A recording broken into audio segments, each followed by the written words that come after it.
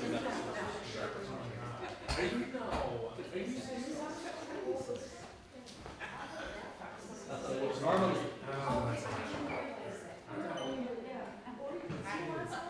Deb. Hey. Hey, how are you? Are you the lady from Dranesville? I am. You are welcome. Are you never here in Madison? I am. I'm a retired person. I'm Jeannie Barris, and I'm one of the co-chairs for the retired chapter with SE. I'm just saying I'm over here. She'll kick I'm it. a lawyer. Okay. Nice meeting all of you. We're former victims. No, that's good. And I thought they were getting you to be easels. So much, and it's Robert good for him. Should we hug him? It's all a little more pushed together. Push, make, Jenny, we can I need get to you look like right here? Right. Come on. We need Yeah. to look. And I can't make it in the shot though. It's okay. Move away all behind. They're doing some kind of thing like this in one of the big aquariums, beluga whales. Okay, thank you. Okay, thank you everyone. We're going to get started. My name is Robert Craig. I'm the Executive Director of Citizen Action of Wisconsin, and it's a great pleasure to be here with Representative Chris Larson and Representative Debra Kolste when they announce a very important bill on a very important issue. It's fascinating that here in Madison there's been almost no discussion of healthcare costs. It has not been on the agenda, despite the fact that if you go around the state, it's one of the public's greatest concerns. And the public, quite frankly, we just did a 1,000-mile tour around Wisconsin to talk to people about healthcare, is at the point where they are sick and tired of debating the debate of 5 years ago. And they expect their state legislators to work together to make the healthcare system better, and particularly to focus on cost. And so we have a serious problem here in Wisconsin. On the individual market, we have the 4th most expensive health insurance in the country. And we're looking at average rate increases of 7% for silver plans, 9% for all plans. And we have, quite frankly, an approach to regulation that is very passive. The Affordable Care Act did give the states more resources for rate review. They gave them the ability to review the rates by paying for actuaries. But the only minimum requirement was that they publish all rate increases over 10%, and they then publicly point out any rate plans increases that were not justified based on underlying medical costs. Since this started in 2011, the Office of the Commissioner of Insurance in Wisconsin has found 0 rate increases to be excessive, despite there being 10, 15, 20, 25, even increases up into the low 30%. Not one has been found excessive. What this bill does is make a much more accountable system. As you know, we're very careful about utility rates. Utility rates have to be submitted, approved. There's a public process. Health insurance rates, which are equally important to people's lives and livelihoods, not at all. Right now we have what's called file and use, which is they can file the rate increase and then start using it. What the system that Senator Larson and Representative Kolste are proposing going to is prior approval rate review where the rate has to be approved to go forward, and it must be justified based on underlying medical costs. Also, there must be transparency. All rate increases must be published, not just the ones over 10%. There must be public hearings on all rate increases over 10%. And in addition, if an insurance company does, in fact, justify its rate increase, it has to report its negotiated rates with hospital system networks so that people can understand why the rates went up. So it's not a black box anymore. Literally, if it's not the insurance company's fault, you look to the health systems and see why those rates are going up so far. And that will help citizens and the state legislator think more carefully about how we get skyrocketing healthcare costs under control and insurance premiums under control. Now, we know for a fact that states that have prior authorization rate review have lower rates. Citizen Action did a study last year, and we found that on average, rates are $747 lower in states with prior authorization rate review. And many of those states don't have laws as good as the one being proposed here by Senator Larson and Representative Kolste. So we could expect even more. We know in Minnesota, which has much lower insurance rates than Wisconsin, that in point of fact, they've gotten rate reductions of up to 37% by rejecting insurance company rate increases and making them go back to the drawing board. And so we want to see that kind of scrutiny. Last week, the Deputy Insurance Commissioner for the state of Wisconsin said at a meeting, quoted in the Milwaukee Business Journal, that the Wisconsin system was working well, that because we were letting insurance companies set their own rates, and that our increases were moderate. It is not true their increases are moderate. They're 9% above the national average this year alone. We're 4th highest in the country, individual market. So this is not a successful system, and it's very clear that if you have more public accountability, more transparency, then there's more downward pressure on rates, and we get to the bottom of the rate increases. In some cases, it's the insurance industry charging more than it needs to. In some instances, it may be medical providers, but we don't know that because we don't have a transparent and accountable system. When the utilities ask for a rate increase, they go through all the factors causing the rate increase, and so people know why it is and what the justification is. So that is a simple, common sense thing that we ought to have. And with that, and since this is a top public concern that's really important we work together on in Madison and this legislation focus on, I'm going to compliment Senator Larson and Representative Kolste on this, and then, of course, have them speak to their bill. So we'll start with Senator Larson. And then Senator Larson will introduce Representative Kolste. So thank you very much. Thank you, Robert, and thank you all for being here. As Robert pointed out, Wisconsin's healthcare rates are far higher than rates of our neighbors like Minnesota and rates across the country. We have, as a state, have not done a good job of protecting consumers, and we need to change that by enacting policies to help individuals in our state overall. Unfortunately, here in Wisconsin, it's become harder and harder to stay in the middle class. As many know, Wisconsin has the fastest shrinking middle class in the nation. Healthcare insurance rates is just one of the areas that have become more expensive for individuals who are increasingly squeezed by our state's economy. This bill is a way to to ensure that rates are lower and to make sure consumers are not needlessly paying more for healthcare than they need to. The U.S. Supreme Court has affirmed our moral commitment to ensuring individuals have access to health care services. It's time to take this responsibility seriously by enacting health care reform as it was intended. Our family, our friends, our neighbors deserve elected officials who support policies that will protect their hard-earned money, whether you call them taxes, or whether you call them rates. This bill will take a step toward addressing the rising cost of healthcare premiums by strengthening our rate review process. Like I said, whether it's taxes, whether it's rates, or whether it's some other costs, it comes down to cost. And that's what we're trying to focus on. Point blank, it is more expensive to make sure you have insurance and to stay healthy in Wisconsin than in most other states in the nation. This is an easy fix to change. If this bill moves forward, if we are able to pass it, we can save consumers money. It's about making sure those patients are getting affordable care and taking the consumer side instead of worrying about hurt feelings of large insurance companies. So with that, I'm happy to co-sponsor this along with the co-sponsor in the State Assembly, Representative Deb Kolste. Thank you, everyone. I'm happy to be here with Citizens Action and Senator Larson and the ladies and gentlemen that are up here with us. If some of you may not know, I've been in medicine all my life, and I have grave concerns about what the cost of medicine is doing and why we're not following the guidelines that were in the ACA. But in the state of Wisconsin, we've been so consumed with fighting against the ACA that we haven't established any laws or any concern about what insurance prices are doing.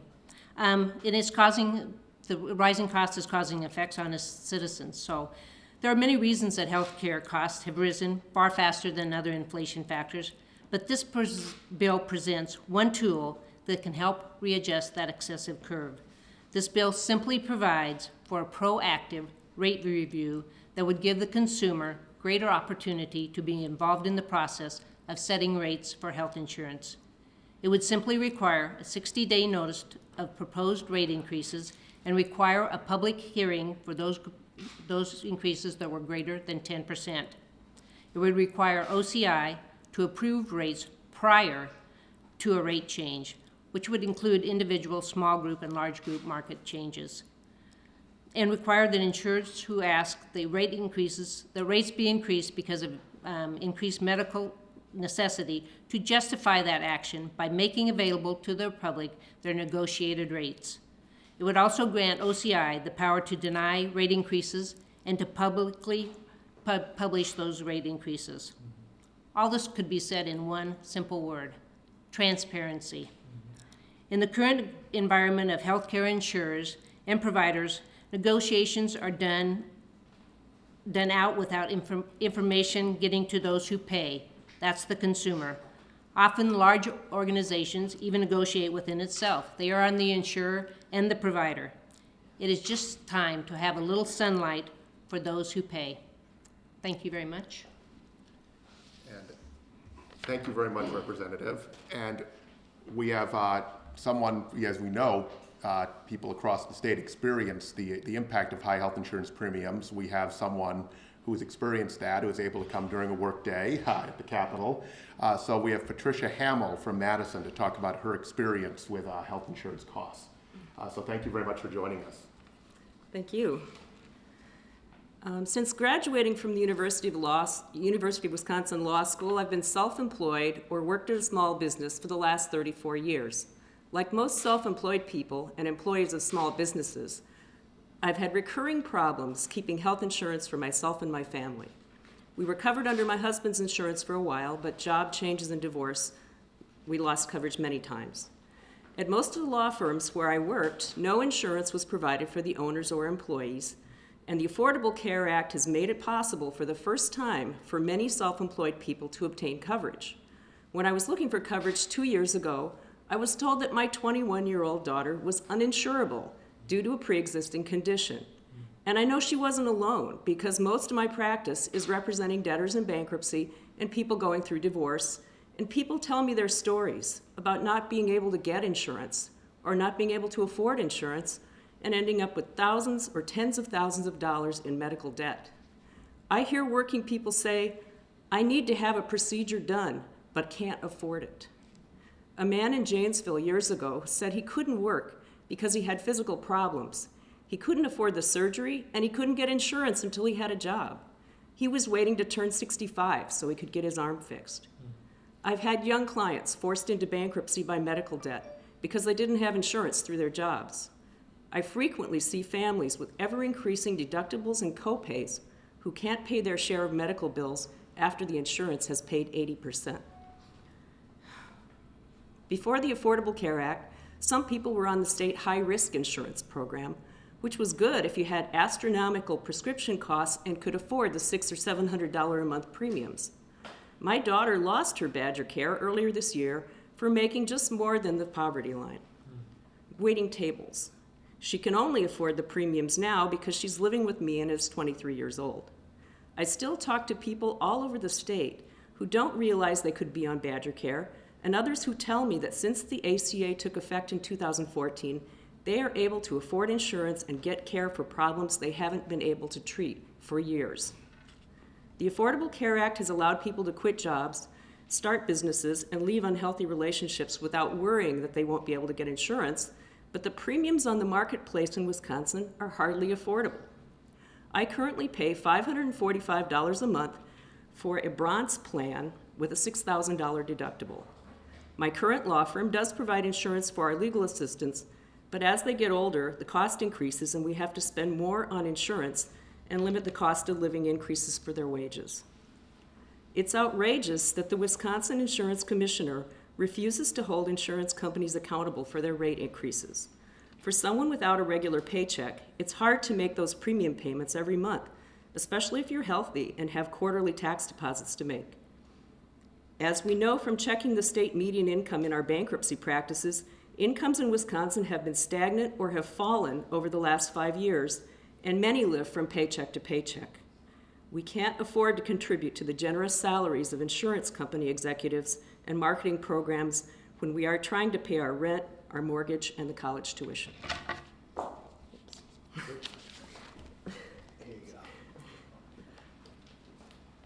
Thank you very, very much.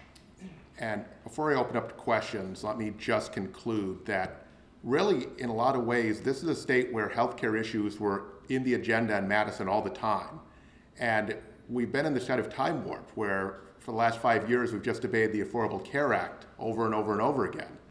And we've talked to people around the state, even people who might think there are problems with the law or might not have supported it before, just think it's time to move on, and that the state needs to work together to improve the healthcare system and make it more affordable. And trying to fight the old fight over and over again, go back to the days of discrimination, really just distracts us from doing what needs to be done to move forward. Wisconsin's a high-cost state, 4th highest in the country in the individual market. It needs to be a state priority to try to get a handle on that, to bring accountability, and to bring any downward pressure we possibly can with the leverage of state government. We have an insurance commissioner's office that has a very passive, laissez-faire approach to rates and premiums, and we need to change directions. And states with good rate review processes have lower rates because there's more downward pressure on rates and they have to be justified, and the public knows about them. The transparency Representative Kolste highlighted is very, very important. So this is a very common sense bill. It simply says that health insurance rates are too important just to be left to health insurance companies, quite frankly. There needs to be accountability, and there needs to be transparency, and there needs to be downward pressure on rates, and that's the next step everyone should be able to agree on, no matter what they thought 5 years ago during the debate over passage of the Affordable Care Act. So with that, let me open it up to any questions. Have you introduced your bill already? Is it out for co-sponsorship? When is it due? It is out today, and I just read it, and I forgot to look, but when it's due. It'll be out today. We can get that to you. 17th. 17th, Yes, thank you. September. Just came to me.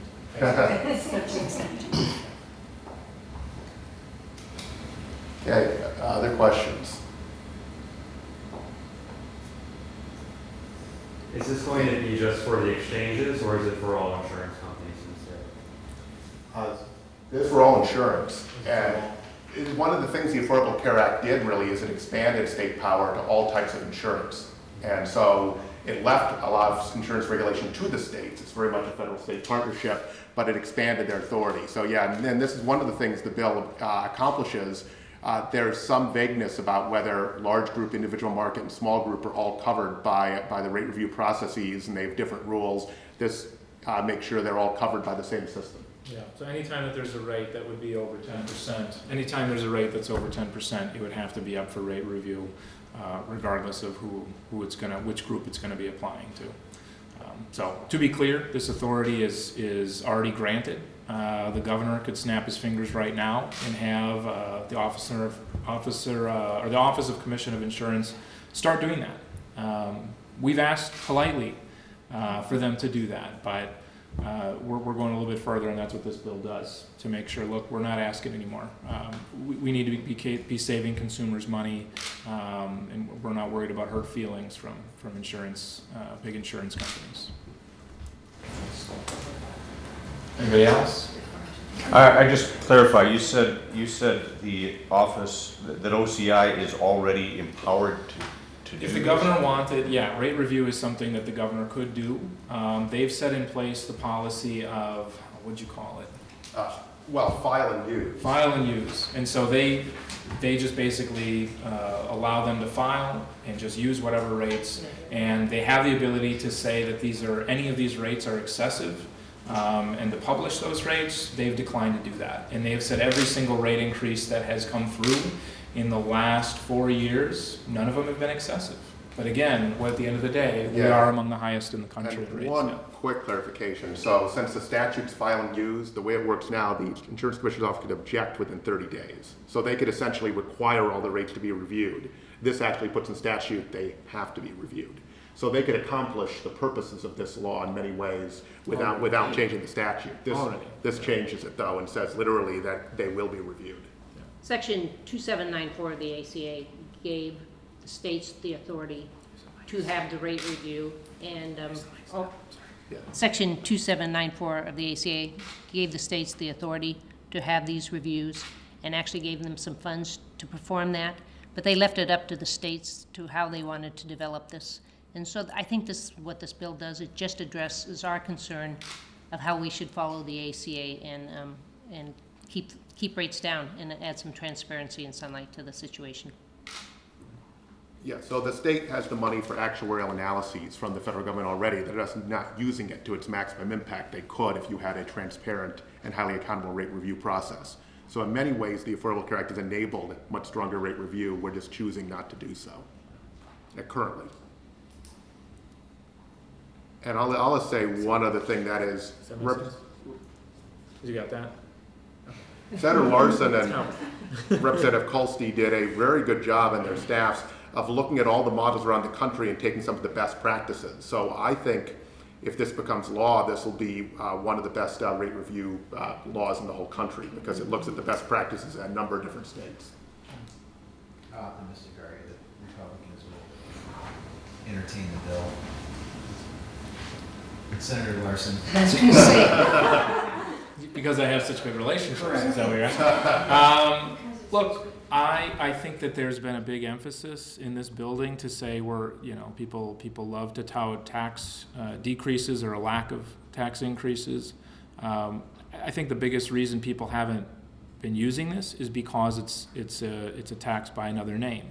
It's a rate increase, and I think, look, if you look at the total amount of money that's supposedly saved by not increasing taxes or taxes lost, these rates hit everybody. They hit everybody who's paying insurance in our state. So I know I'm committed, and Representative Kolste is committed to lowering costs of living for everybody in the state of Wisconsin. I know Democrats are committed to making sure that there's fair practices in our state. That's what we stand for. That's what our party stands for. And I would hope Republicans would join us in trying to make sure that this is that it's going to be fair, and that folks are not paying exorbitant amounts of money without getting any additional care for it. I think anybody knows that this is a universal concern. It's not partisan in nature. Right. It's a universal concern. Anybody that reads the Wall Street Journal or any other business publication, everyone is concerned about the rate of insurance increases. We were given this authority in the ACA. I think our state has an obligation to step up and fulfill that obligation and try to keep rates under control. Yeah. We need to change that escalation curve. It's another way to save money. And look, Wisconsin, obviously, we're dragging our heels. We're the last state in the Midwest to do the full Medicaid expansion. It's just getting absurd, right? Like, it saves money. Regardless of what you want to call it, saves a bunch of money. And everybody's figuring out, regardless of what letters after your name. So I think it's a matter of time. Are we going to get Republicans on this bill? I hope so.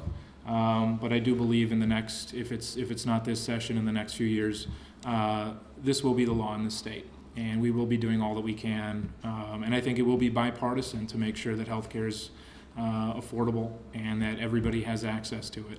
It's just a matter of how long these silly partisan games are going to be played by Governor Walker. Our hope is that this would put some downward pressure on rates, but if it didn't, it would give validity to the rates, so at least people would have some transparency to know, right, are the medical costs really going up that much? And then we have a bigger concern at hand. So I think this is something everybody shouldn't be involved in, and if rates don't go down and there's validity in the rate what the rate stand is, then I think we have a even bigger problem with medical costs. So. I would just add really briefly, look, this is a huge first-tier public issue. The public cares about this everywhere you go. And so I think it would be dangerous for any legislator to say, I don't want to do anything about healthcare costs. So would they come to Representative Kolste and Senator Larson and say, we have our own ideas, work together? I'm sure they'd be willing to do that. But I think that this is the kind of issue where really it may be very dangerous politically not to have any position, not to take any proactive action about healthcare costs.